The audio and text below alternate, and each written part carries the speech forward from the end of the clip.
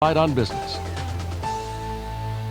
You're watching News Channel 5, your news and information leader. We now join CBS News up to the minute, already in progress. Begins as the first bombs land on Baghdad. This will not be a campaign of half measures, and we will accept no outcome but victory.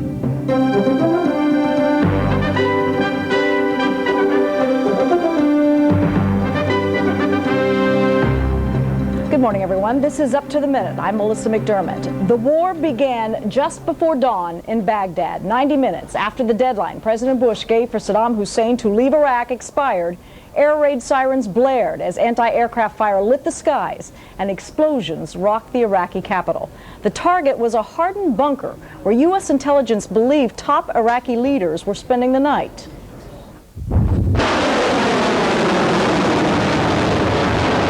About 3 dozen Tomahawk cruise missiles were launched from ships in the Red Sea and Persian Gulf. These precision-guided missiles were quickly followed by F-117 stealth bombers, dropping at least one bunker-busting 2,000-pound bomb.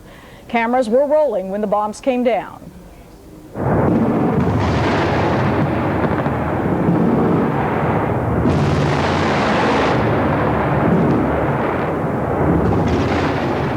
Military officials say this was a surgical strike at, quote, a target of opportunity and not the beginning of the invasion. Shortly afterward, President Bush addressed the nation. On my orders, coalition forces have begun striking selected targets of military importance to undermine Saddam Hussein's ability to wage war.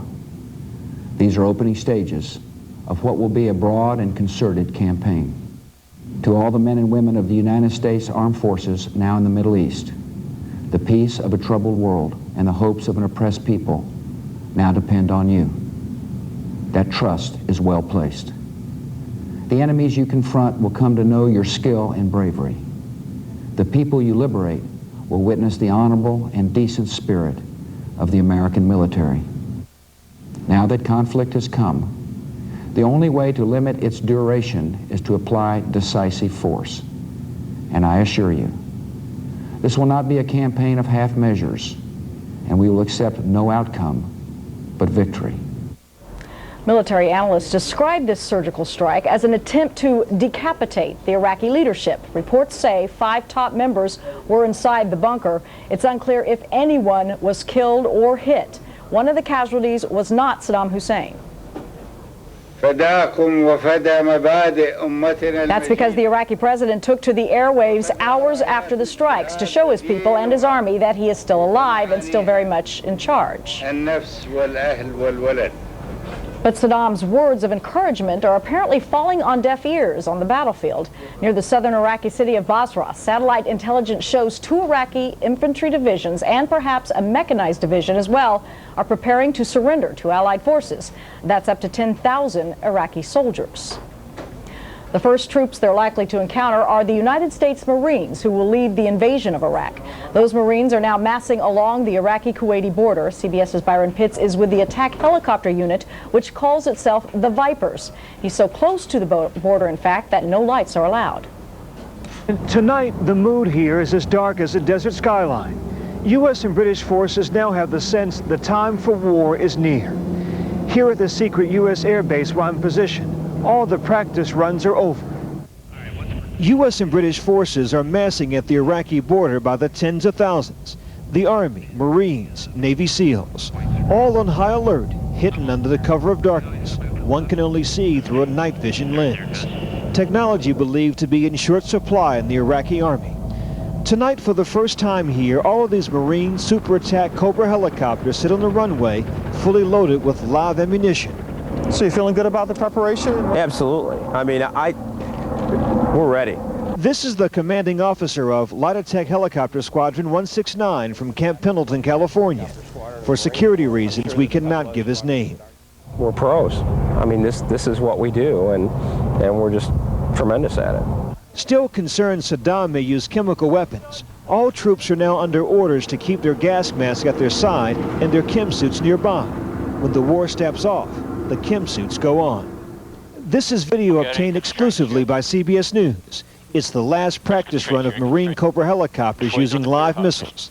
The pilots fire 4 tow missiles. All 4 hit the target. There you go.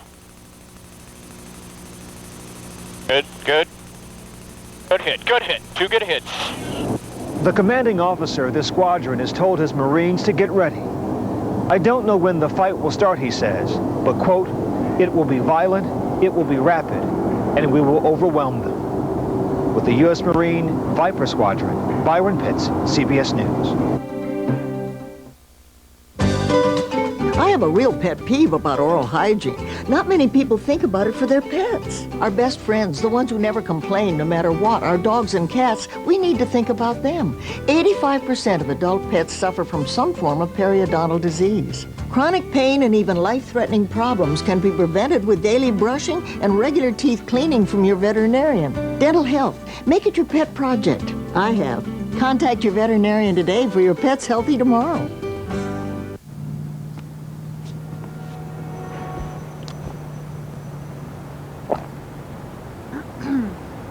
You did great on that test, son. I'm real proud of you.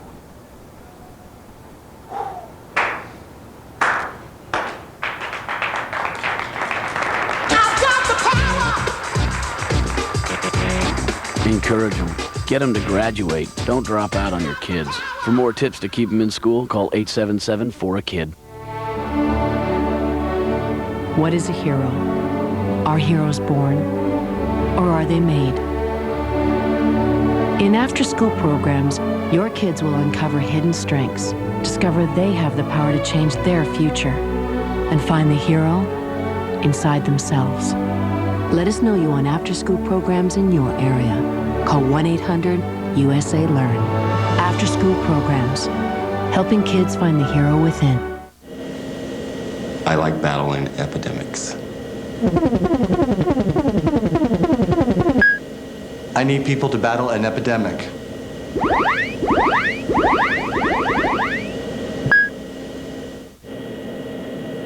I like making futures bright. I need people to brighten futures.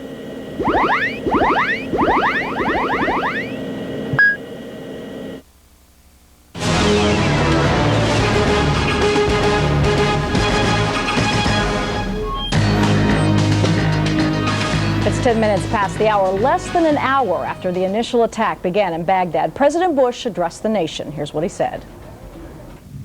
My fellow citizens, at this hour, American and coalition forces are in the early stages of military operations to disarm Iraq, to free its people, and to defend the world from grave danger. On my orders, coalition forces have begun striking selected targets of military importance to undermine Saddam Hussein's ability to wage war. These are opening stages of what will be a broad and concerted campaign. More than 35 countries are giving crucial support, from the use of naval and air bases to help with intelligence and logistics to the deployment of combat units. Every nation in this coalition has chosen to bear the duty and share the honor of serving in our common defense. To all the men and women of the United States Armed Forces now in the Middle East, the peace of a troubled world and the hopes of an oppressed people now depend on you. That trust is well placed. The enemies you confront will come to know your skill and bravery. The people you liberate will witness the honorable and decent spirit of the American military. In this conflict, America faces an enemy who has no regard for conventions of war or rules of morality. Saddam Hussein has placed Iraqi troops and equipment in civilian areas, attempting to use innocent men, women, and children as shields for his own military, a final atrocity against his people. I want Americans and all the world to know that coalition forces will make every effort to spare innocent civilians from harm. A campaign on the harsh terrain of a nation as large as California could be longer and more difficult than some predict. And helping Iraqis achieve a united, stable, and free country will require our sustained commitment. We come to Iraq with respect for its citizens, for their great civilization, and for the religious faiths they practice. We have no ambition in Iraq except to remove a threat and restore control of that country to its own people. I know that the families of our military are praying that all those who serve will return safely and soon. Millions of Americans are praying with you for the safety of your loved ones and for the protection of the innocent. For your sacrifice, you have the gratitude and respect of the American people. And you can know that our forces will be coming home as soon as their work is done. Our nation enters this conflict reluctantly, yet our purpose is sure. The people of the United States and our friends and allies will not live at the mercy of an outlaw regime that threatens the peace with weapons of mass murder. We will meet that threat now with our Army, Air Force, Navy, Coast Guard, and Marines, so that we do not have to meet it later with armies of firefighters and police and doctors on the streets of our cities. Now that conflict has come, the only way to limit its duration is to apply decisive force. And I assure you, this will not be a campaign of half measures, and we will accept no outcome but victory.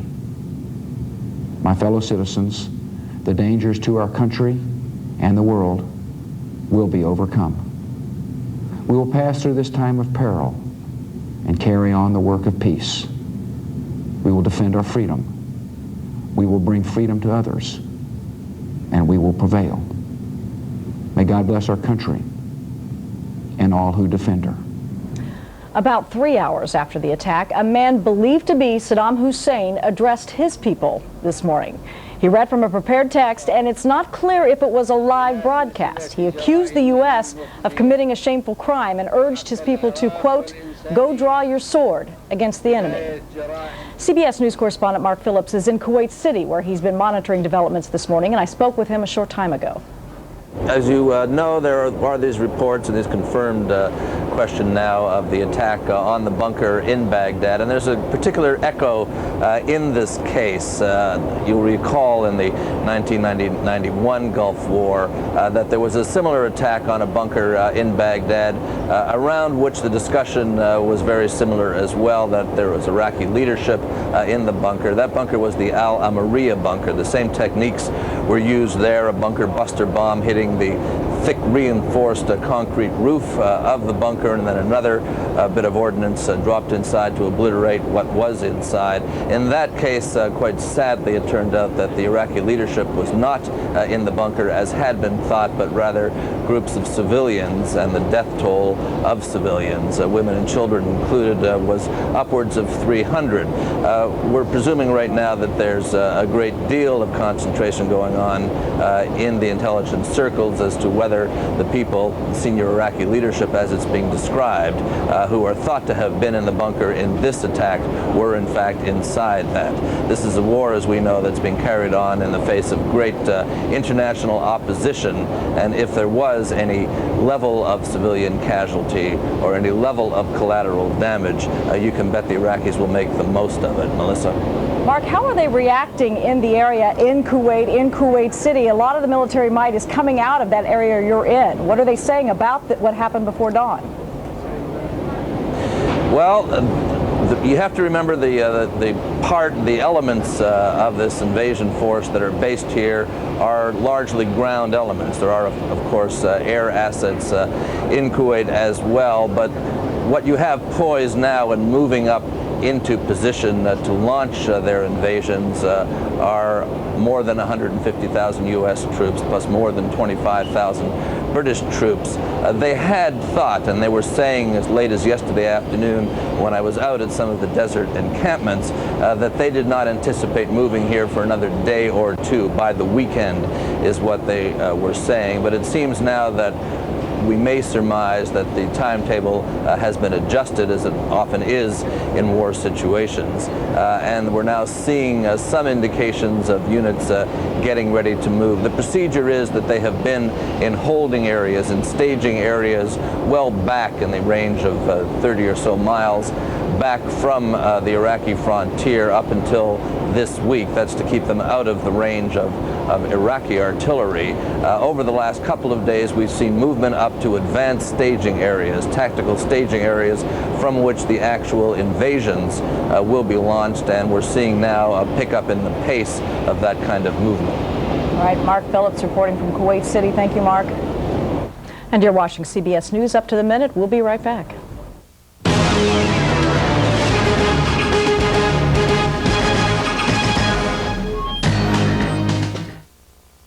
Can you lose weight and still live your life? No problem. Slim Fast made it very easy. I never felt deprived of anything, and I was losing weight. Hey, we're talking choices. Rich, creamy shakes, meal on the go bars. Slim Fast has snack bars. You can take it anywhere. Now let's talk taste. Oh my gosh, the Slim Fast shakes are so delicious. Just like a chocolate milkshake from an ice cream store, Slim Fast worked great for me. And it just works for me. And it felt like I was doing it the right way. Slim Fast, it's your life. Feed it right.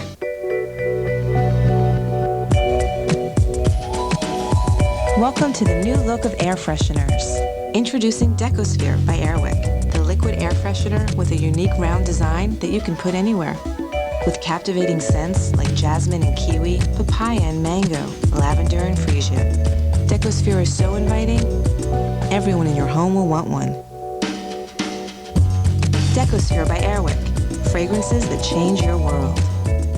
Attention, Americans without prescription drug coverage. Don't wait to find out if Medicare will ever cover all your prescriptions or if your employer will ever offer you coverage. Get the People's Prescription Plan today. Members have already saved over $350 million on prescription drugs, eyewear, hearing aids, and more at over 50,000 locations nationwide.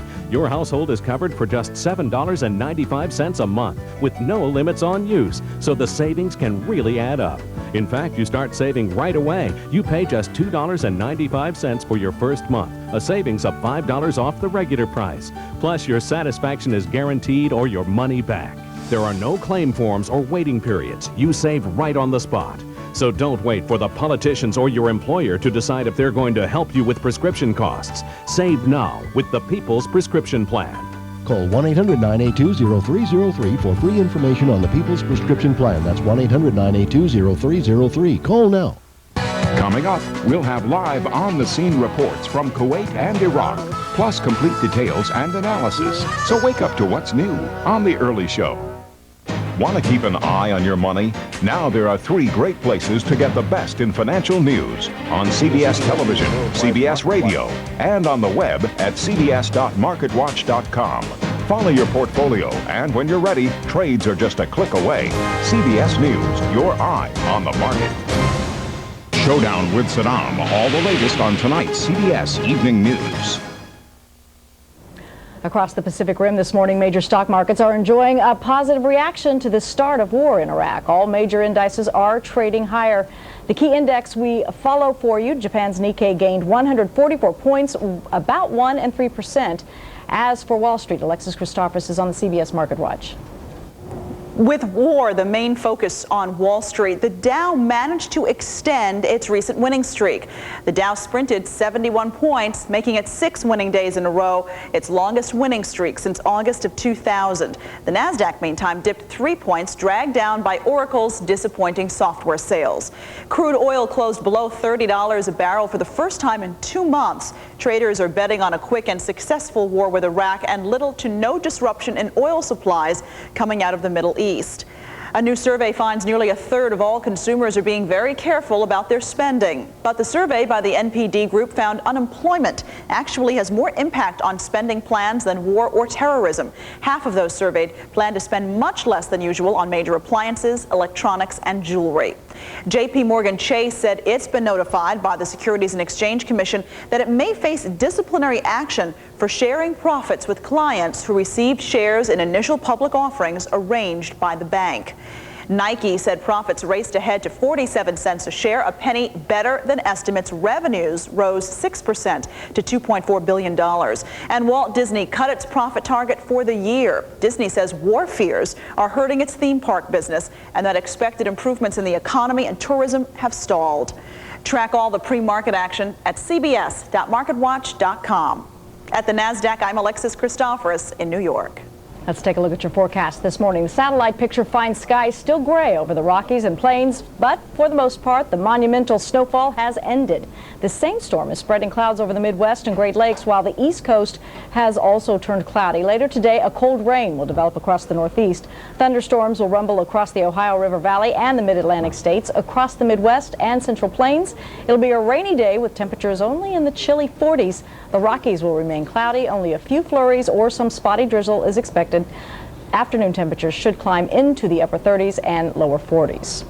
While we're on the subject, the big dig out is on in Colorado and Wyoming after what turned out to be one of the most intense blizzards in 20 years. CBS's Jerry Bowen reports.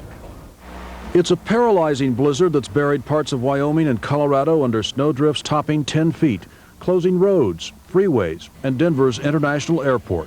4,000 travelers were stranded there, and the fabric roof of the main terminal was torn open by the storm. Taxiways are clear, but runways impassable, and jets are staying parked at the gate. This is, from all indications, both a storm of the century, a backbreaker, a record breaker, and a roof breaker. It was a heavy wet snow that collapsed roofs and buildings all over the Denver area. The snow load for this building got a little too extreme. When the roof and walls fell in at the Great Rocky Foliage Company, it was a wake-up call for the neighbors. It just sounded like a massive wave, like it just like I don't even know how to really describe it, just like a big wave of water coming down. It was a storm that stopped the U.S. Postal Service and its competitors from delivering anything in the Denver area and left stranded travelers stunned. We're from Oklahoma. We get a little bit of snow, but this is phenomenal. So big, the locals were snowboarding off the front porch, and forecasters say it's not quite over. Jerry Bowen, CBS News, Los Angeles. We'll be right back. Don't go away. Now that conflict has come, the only way to limit its duration is to apply decisive force. And I assure you, this will not be a campaign of half measures, and we will accept no outcome but victory.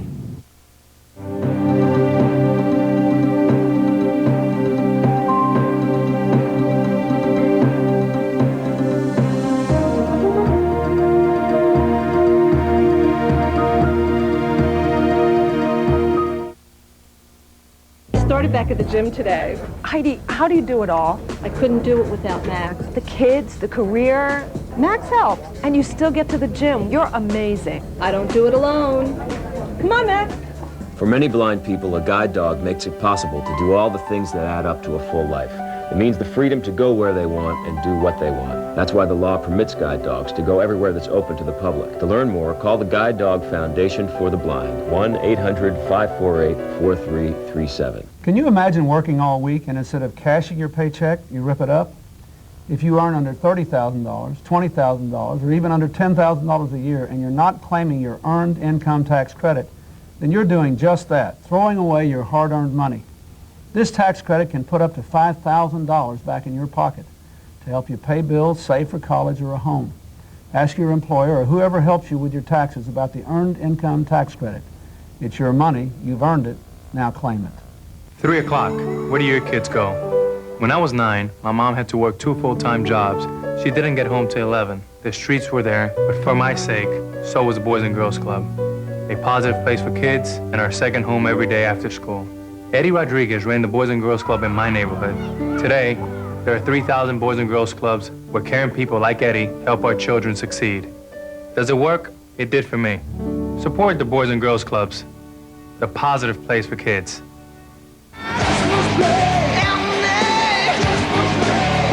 Hi, I'm Joe Perry. And Steven Tyler from Aerosmith, here for RAD. Recording artists, actors, and athletes against drunk driving.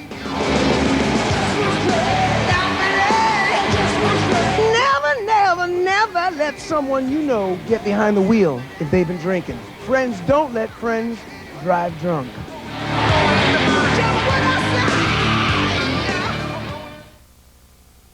Now here's something you may not know about the U.S. military poised to head into Iraq. Almost half the armed services are part-time soldiers, National Guard and reservists who now face full-time danger.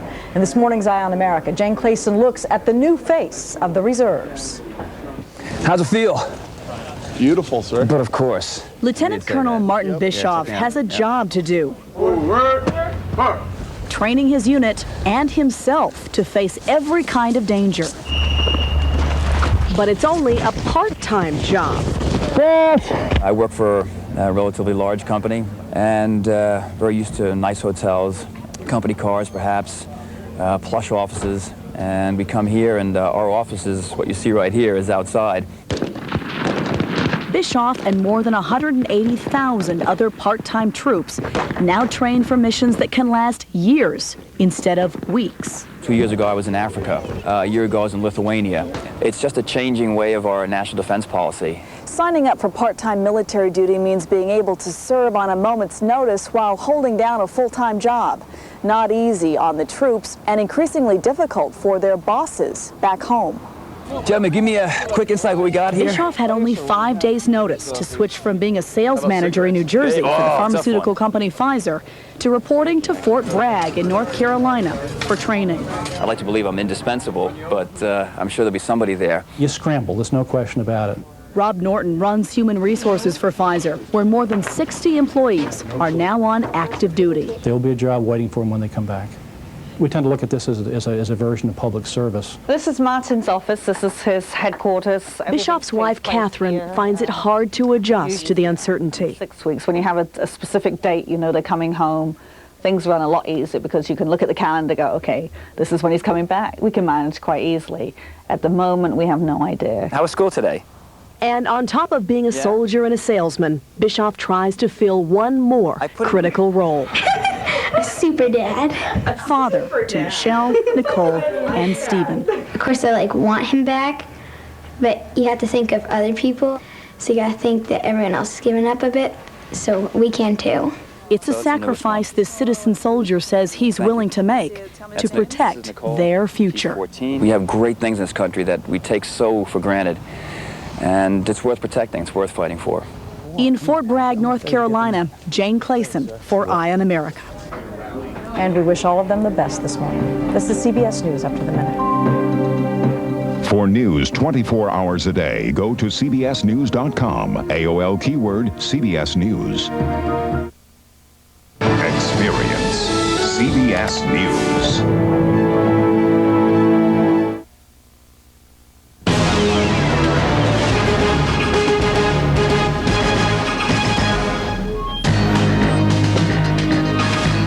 Good morning. It's Thursday, March 20th. From CBS News in New York City, I'm Melissa McDermott. Here's what's happening.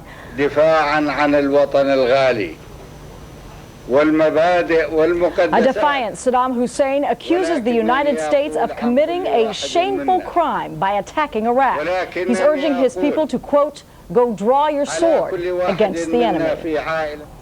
The U.S. effort to overthrow Saddam Hussein began last night with a bang.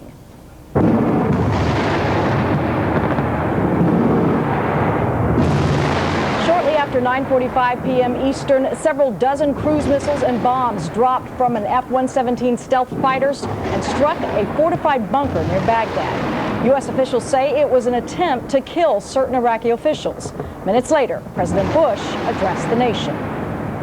My fellow citizens, at this hour, American and coalition forces are in the early stages of military operations to disarm Iraq, to free its people, and to defend the world from grave danger. On my orders, coalition forces have begun striking selected targets of military importance to undermine Saddam Hussein's ability to wage war. These are opening stages of what will be a broad and concerted campaign. Now that conflict has come, the only way to limit its duration is to apply decisive force. And I assure you, this will not be a campaign of half measures, and we will accept no outcome but victory. My fellow citizens, the dangers to our country and the world will be overcome. We will pass through this time of peril and carry on the work of peace. We will defend our freedom. We will bring freedom to others, and we will prevail. May God bless our country and all who defend her. This is the first war to fall under President Bush's national security strategy, asserting the right of the United States to preemptively attack anything deemed a terrorist threat. Now, at this hour, U.S.-led troops have not yet received orders to launch a ground attack. Correspondent Alan Pizzi is in northern Iraq. He spoke to Dan Rather after bombs, cruise missiles, and bombs targeted a bunker in Baghdad. And nothing has happened here in the northern oil fields. They're about 20 miles from us, and that's a primary target of the U.S. military. They're going to have to take it probably with parachutes and an airborne assault, because they couldn't get the 4th Infantry Division in through Turkey. So this area is going to be a major problem for them. And right now, nothing at all has happened up here. I guess we would expect to see cruise missiles and so on when it actually starts, because about 20 miles from where I'm standing, we know there's the Nebuchadnezzar Battalion of the Republican Guard, several armored units of the regular army. Now, some people are saying a lot of these regular army will surrender. The Kurds who rule the area that I'm in say they've had approaches already from senior officers in the Iraqi military saying, when it starts, we're going to give up. We'll see if they do, but the Republican Guard is expected to fight, so I think we can expect to see some fireworks around here, Dan, when it actually starts. CBS News correspondent Alan Pizzi reporting in northern Iraq. Many Western journalists have left Baghdad. One of the last to depart was CBS News correspondent Lara Logan. She and her crew are now in neighboring Jordan. Last night, Lara spoke to Dan Rather about what Iraqi military preparations or movement she saw on her way out. The first thing I noticed as we drove out of the city was Iraqi soldiers manning anti-aircraft guns on the top of buildings, including an apartment building. And then as we reached the outskirts of the city, there was a line of military activity on either side of the road, with at least 40 large flatbed trucks dug into the earth, the kind the military would use as launching pads for multiple rocket systems. And further down the road, about 6 miles, there was another site where we saw trenches, sandbagged fighting positions, and here there were dozens of huge cylindrical fuel containers. But strange as it may seem, the one thing that we really didn't see much of was Iraqi troops, and none of the fighting positions we saw were manned. There really wasn't a strong visual military presence anywhere. Dan? And what was the mood in Baghdad as you left? Well, people were really getting very nervous indeed. They were coming up to us asking tonight, looking for some kind of confirmation that the U.S. bombing would start tonight. Still, shops and businesses remain closed, and the streets that are normally crowded with traffic were virtually empty. There was really an eerie sense of calm on the surface, but then when you spoke to people, you got a sense of the fear and the panic underneath that. Most people do have weapons at home. Some said they were going to fight the Americans, but others said these are just for protection, and they plan to hide in their houses and wait until it's all over. At the United Nations, France, Russia, and Germany told the Security Council that a U.S. attack to overthrow Saddam Hussein would be illegal. The Security Council has made available the instruments to disarm Iraq peacefully. The Security Council is not responsible for what is happening outside the UN. They say the UN Charter does not authorize any nation to try to topple another nation's leader. Hey, hey! Ho, ho! We want that for Mexico! Hey, hey! Outside the White House, protests for peace continue. Critics say the president continues to gloss over the human financial costs of a war in Iraq. Democrats in Congress expect the president will ask for as much as $90 billion to pay for the invasion. Some continue to say that American soldiers will be asked to pay with their lives for the president's failed diplomacy. We cannot convince the world of the necessity of this war for one simple reason. This is not a war of necessity, but a war of choice. Madam President. Now, right afterward, Arizona Senator John McCain rose to disagree. Madam President, I ask to allege that somehow the United States of America has demeaned itself or tarnished our reputation by being involved in liberating the people of Iraq, to me, simply is neither factual nor fair. And briefly, one other item from the Senate. The Senate has rejected a measure to open Alaska's National Wildlife Refuge to oil drilling. The measure failed on a vote of 52 to 48. The vote was a major defeat for the Bush administration, which has made opening the refuge to oil drilling a central part of its energy plan.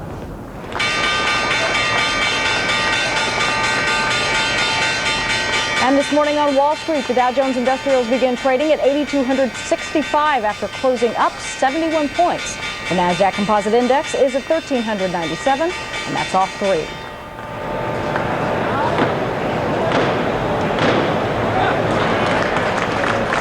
And we're back in 2. This is CBS News, up-to-the-minute coverage of America at war.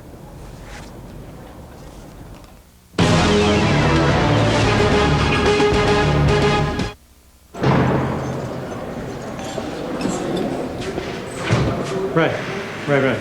Got it. Yeah. Well, that's great news. I appreciate it. Goodbye.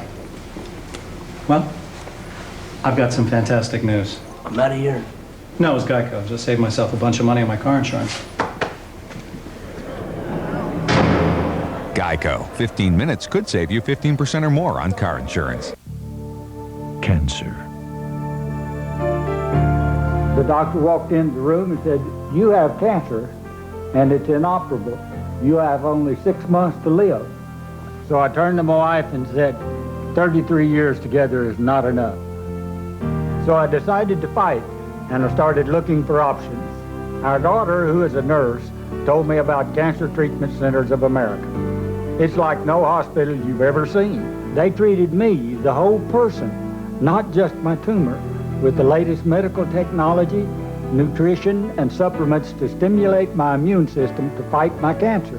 To find out about alternative treatment options at our hospitals, call toll-free 1-800-931-0599. It's been 7 years now. I beat cancer, and so can you. Cancer Treatment Centers of America, winning the fight against cancer every day. Coming up, we'll have live on-the-scene reports from Kuwait and Iraq, plus complete details and analysis. So wake up to what's new on The Early Show. Want to keep an eye on your money? Now there are 3 great places to get the best in financial news: on CBS Television, CBS Radio, and on the web at cbs.marketwatch.com.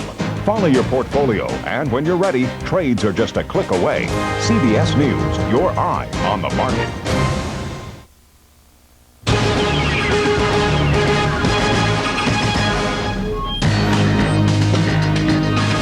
Updating our top story, the United States went to war with Iraq at about 9:30 Eastern time last night, after some 90 minutes after President Bush's deadline for Saddam Hussein to go into exile or face invasion.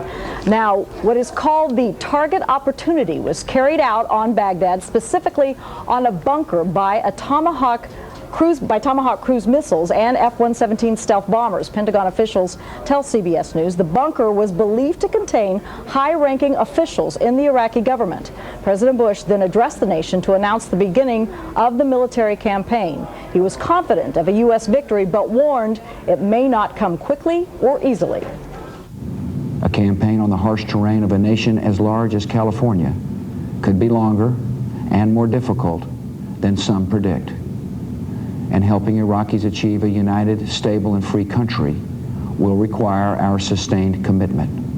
Now that bombs have been dropped, we take a closer look at what might follow. CBS News military analyst General Buck Kernan is here, and General Kernan headed the U.S. Joint Forces Command beginning in 2000 until his retirement last year. Thanks for being with us this morning. Good to be here, Melissa. Thank you. This bunker where they're saying top military Iraqi officials, do you think they thought Saddam Hussein was one of those? Well, I'm thinking they're hoping that he was there. Unquestionably, they knew, they had some very precise intelligence that said at least some senior Iraqi leadership was there. And I think they would have hoped that Saddam Hussein, his sons, and the rest of that senior leadership was all in that bunker at one time. Do you think they thought it would be that easy and the war could be over that quickly? No, I don't think so at all. I think one of these things, it is truly a target of opportunity. They had some intelligence that indicated that these people were spending the night there, having a meeting there, whatever they were doing. They rapidly were able to coordinate a very sophisticated attack using cruise missiles and F-117s. The cruise missiles, of course, came out of both the Red Sea and the Persian Gulf. They were fired from ships and submarines, and closely choreographed after the strike of the cruise missiles, the F-117s rolled in with some bunker busters. Munitions designed to penetrate deep and explode after they penetrate deep inside the bunker. There was some 3 dozen cruise missiles and 2 F-117s, each carrying 2,000-pound bunker buster bombs.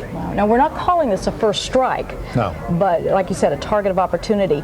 The Bush administration has taken pains to say we're just having a regime change. We're not trying to assassinate Saddam Hussein, but when you're dropping bombs on bunkers where you think military officials are, that's pretty thorough. Well, but he is a military target. He and his leaders are military targets. So we will target them. We will target command and control. We will target the communications facilities that support them. The other thing, in addition to the regime change, as you say, is making sure that we can control the weapons of mass destruction and the delivery means.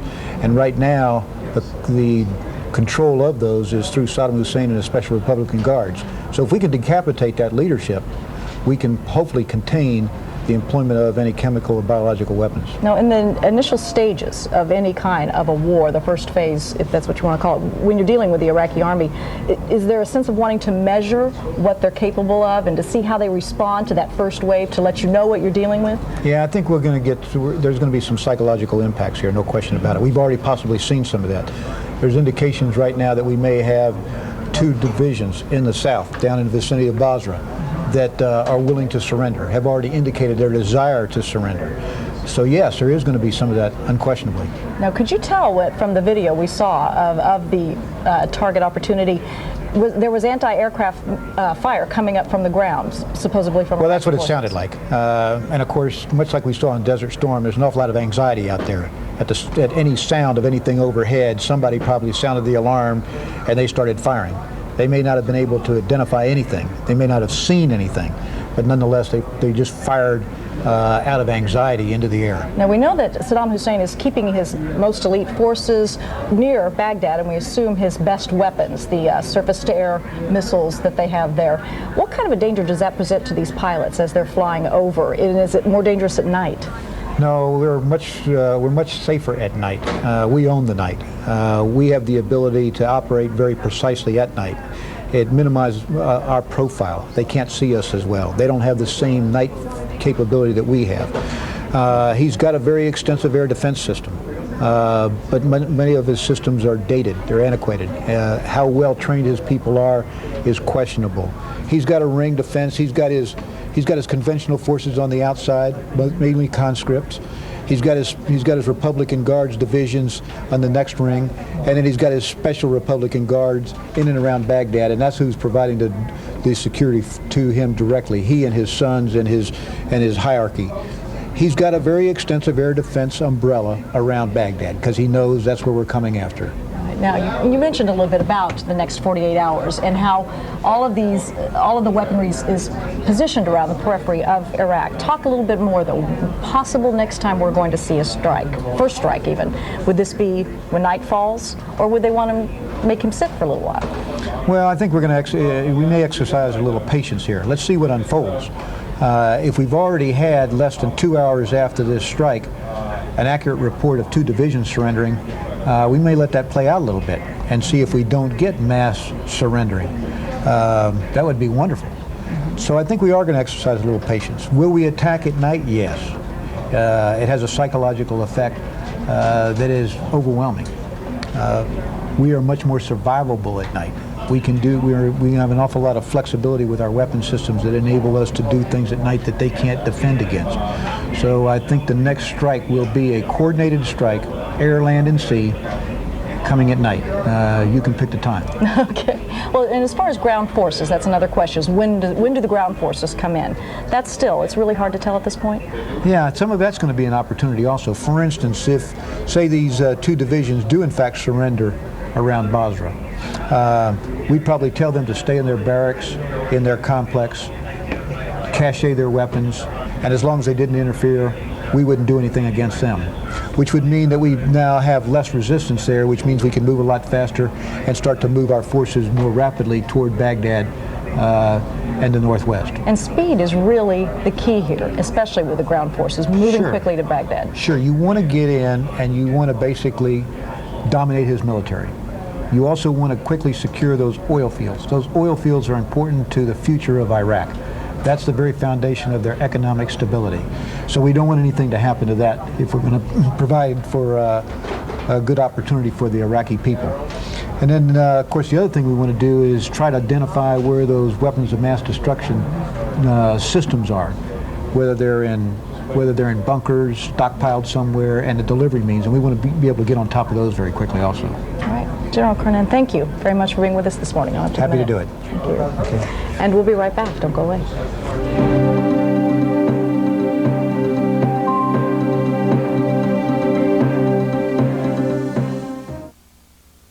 Can you lose weight and still live your life? No problem. Slim Fast made it very easy. I never felt deprived of anything, and I was losing weight. Hey, we're talking choices. Rich, creamy shakes, meal on the go bars. Slim Fast has snack bars. You can take it anywhere. Now let's talk taste. Oh my gosh, the Slim Fast shakes are so delicious. Just like a chocolate milkshake from an ice cream store. Slim Fast worked great for me. And it just works for me. And it felt like I was doing it the right way. Slim Fast, it's your life. Feed it right. This is an important message to our nation's 25 million veterans. We are trying to contact all honorably discharged U.S. veterans of the Army, Navy, Air Force, Marines, National Guard, and Coast Guard who served our country during wartime or peacetime. If you are a veteran of one of these military branches between the ages of 45 and 79, or the spouse or widow of one, call this toll-free number now to find out about important benefits you are entitled to apply for. These benefits are available only through Veterans Life Insurance Company. Because of your honorably discharged status, you can receive vets-only rates on your choice of $5,000 or $10,000 of supplemental life insurance. In addition, you'll receive a benefits eligibility package that includes complete details on these insurance benefits and optional accidental death protection you are also eligible to apply for. Plus, when you call now, you'll get this Veterans Burial Benefits Update absolutely free that explains your entitlement to government benefits. Important. Our nation's veterans need to know about their benefit eligibility. If you are one of our nation's veterans from any of these branches of the military, this message is for you. Veterans Life is dedicated to providing veterans with good quality life insurance. You are entitled to apply for these benefits at affordable rates for which only you as a veteran or the spouse or widow of one can qualify. Don't miss this opportunity. Your satisfaction is guaranteed or your money back. So don't wait. Call this toll-free number now for your benefits package. Veterans, to respond to this important message about your benefits eligibility, call toll-free 1-800-449-6161 now for free information and your Veterans Burial Benefits Update. 1-800-449-6161. That's 1-800-449-6161. Call now. Showdown with Saddam. All the latest on tonight's CBS Evening News. We're coming up on 51 past the hour. CBS News correspondent Russ Mitchell is on the war desk now with these headlines. Tell us what's going on, Russ. Good morning, Melissa. President Bush has taken the nation to war. Tomahawk missiles and 2,000-pound bunker busters struck specific targets in Baghdad aimed at Saddam Hussein and high-level members of the Iraqi leadership. The large-scale air attacks and ground assault have not yet begun. The missiles were launched from ships and submarines in the Red Sea and the Persian Gulf. President Bush appeared on television to tell the American people that this would be the beginning of a concerted effort to change the Iraqi regime. The larger war has yet to begin, however. Shortly after the attack, Iraqis heard from a defiant Saddam Hussein. He went on Iraqi TV, read poetry, and accused the U.S. of committing a shameful crime. On the Kuwaiti border, we're getting word that 2 divisions of the Iraqi army are on the verge of surrender in southern Iraq. Weather could be a problem for the ground forces as sandstorms continue to sweep across the desert. So, Melissa, here we go. We're wondering when this was going to start. we're there. And no telling when it's going to be a full-on barrage. That is true. Could come. Don't know yet. All right, Russ Mitchell, thank you very much. Good to see you. Thank you. Good to see you. Well, when President Bush set the deadline for Saddam Hussein to be out of Iraq or face war, he included Saddam's sons, 2 of whom hold important posts in the Iraqi regime. Qusay Saddam Hussein is head of the elite Republican Guard and of the Iraqi Intelligence and Security Service. Uday Saddam Hussein, the eldest son with a reputation for ruthlessness, controls Iraqi state media. Uday has another position as well, head of the Iraqi Olympic program. As CBS's Sandra Hughes reports, that was bad news for the team. These former elite Iraqi athletes once prayed for Olympic glory. Allahu Akbar. But it was a quest that turned into torture. Before escaping Iraq after the first Gulf War, they trained to win under Saddam Hussein's son, Uday, head of Iraq's Olympic program. Champion volleyball player Issam Al-Dawan says losing brought the ultimate threat. We receive calls from Uday. If you lose the game, that's mean nobody come to Iraq or will kill you and will execute all your family inside Iraq. Issam says he was jailed and tortured. While athletic victories were celebrated in the streets of Baghdad, he claims other players were beaten, had their children burned with acid, or just disappeared. Ibrahim Alwan was on Uday's hand-picked soccer team. When he missed a practice, They put me in the jail. I get in the jail 7 days. this national wrestling hero, Najim Al-Akabi, took part in a political march and was shot by Iraqi police. Soldier Saddam has shot me in my back and this hole in the side in my chest. After documenting the abuses, a London human rights organization sent this formal complaint to the International Olympic Committee, asking it to expel Iraq from competition. The IOC is investigating, but tells CBS News its findings so far are confidential. In the headquarters of the Iraqi National Olympic Committee, there's a prison and a torture chamber. And we believe that hundreds of athletes have been tortured and as many as 50 athletes have been killed. Issam now runs the Iraqi Olympic Council, a group opposed to Iraq's government. Saddam Hussein, he is war criminals. We welcome the war who saved us from Saddam Hussein. But for now, they wait and watch, remembering how their dreams of Olympic glory were destroyed. Sandra Hughes, CBS News, El Cajon, California. You're watching CBS News coverage of America at war.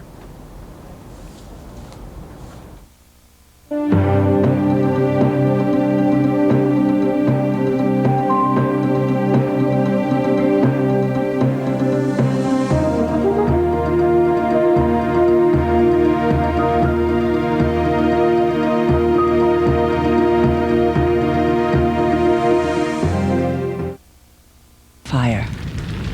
Flying. Being homeless. Losing your job. What do women fear most? A lump in my breast.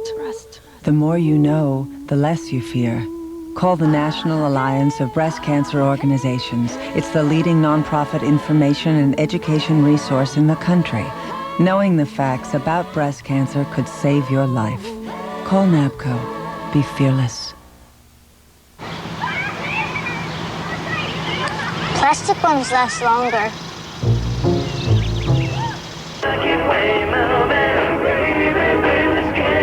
Pork bellies close steady due to speculation that demand for bacon-related products. Read me this one, Daddy. Okay, honey. The less art kids get, the more it shows. Are yours getting enough? Art. Ask for more.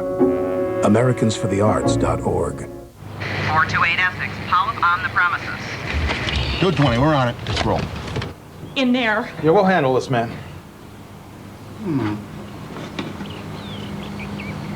What? We're ready to be very civil about this. You never know when a polyp is going to show up. Get the polyp early and stop colon cancer before it even starts. Just get a test from your doctor. Get the test, get the polyp, Nice surgeon's touch. get the cure. Now available in your neighborhood, it's HIV.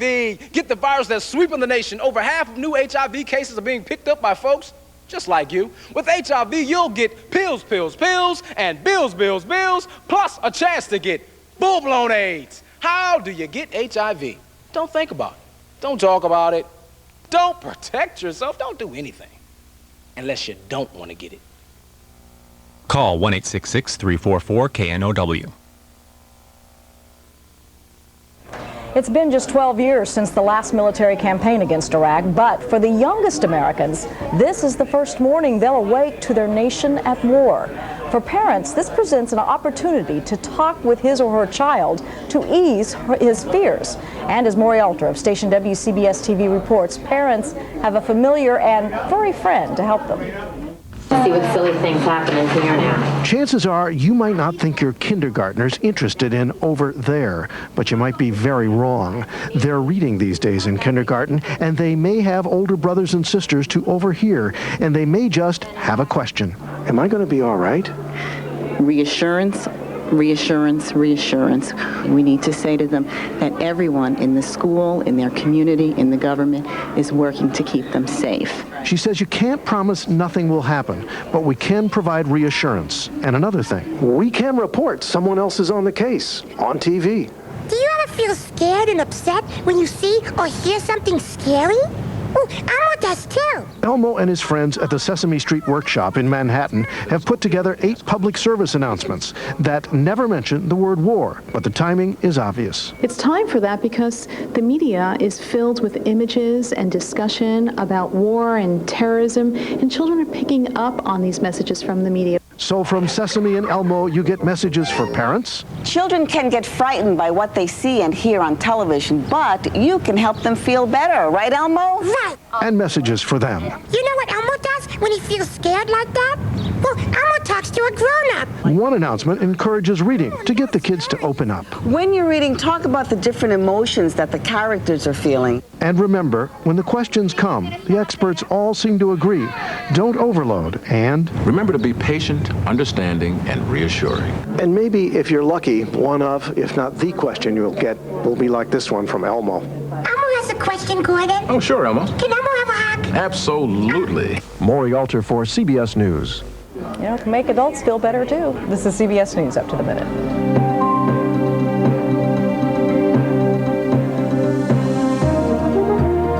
For news 24 hours a day, go to cbsnews.com. AOL keyword CBS News.